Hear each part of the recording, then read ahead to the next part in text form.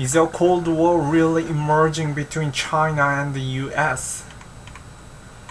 CNN. A new generation of US Cold Warriors just got some powerful validation.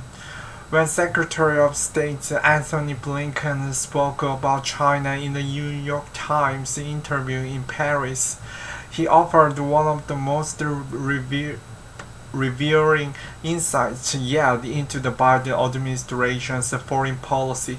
Blinken said that France and the US were on the same page on the need to defend the free world order as China gains influence.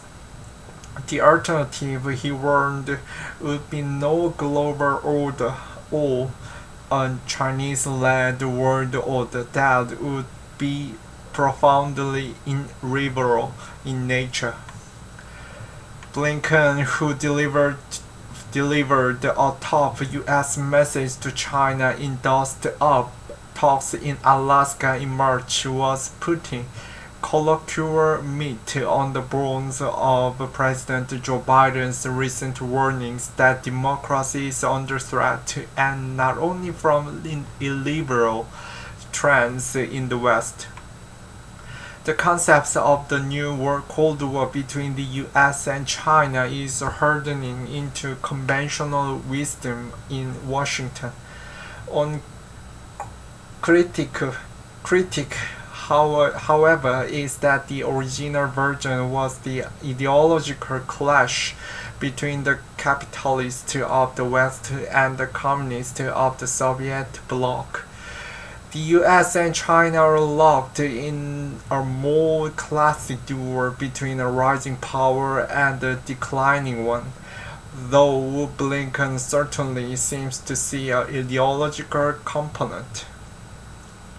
Chinese President Xi Jinping, who will soon lead the Chinese Communist Party's 100th anniversary celebrations, has adopted a far more strident position for China on the global stage. Beijing is flexing its power in the Pacific and beyond, and the event in Hong Kong shows Chinese repression on the march within its territory. But whether Beijing is interested in or capable of waging a global battle between democracy is another question.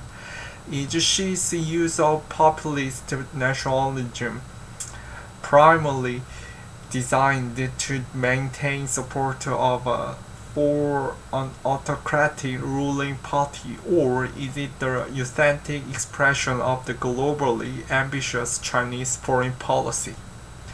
Either way, policymakers in Washington and the nascent U.S. political campaigns, from economics to infrastructure and from defense improving the social safety net, is increasingly formulated through a lens of inevitable confrontation with China.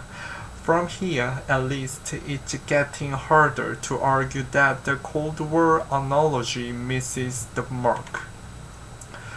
Pride Weekend. Pride marches took place in cities across the U.S. this weekend around the anniversary of the 1969 Stonewall riot, with abundant commentary by marchers on issues including immigration, police brutality, and even foreign leaders. Above participation in New York City's Dyke March, June 26th.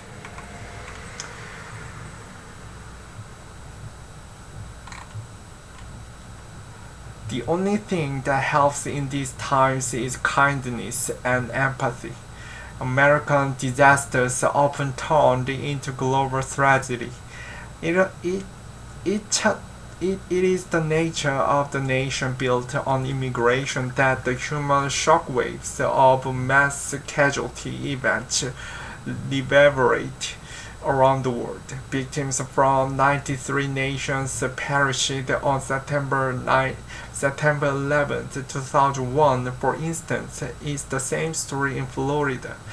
After the horrific collapse of the condominium, buried sleeping residents under a mountain of rubble, cutting short lives that had been nurtured across the globe and woven together in a shared space. 9 people are confirmed dead, but with more than 150 still unaccounted for. Rescue workers fear the toll will rise steeply.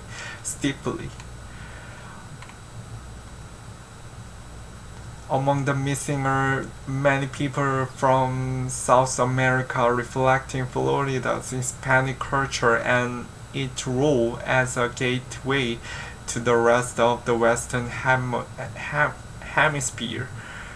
They include family members of Paraguay's First Lady Silvana Lopez Moreira, who, in a tragic twist, had traveled to the U.S. for COVID-19 vaccinations.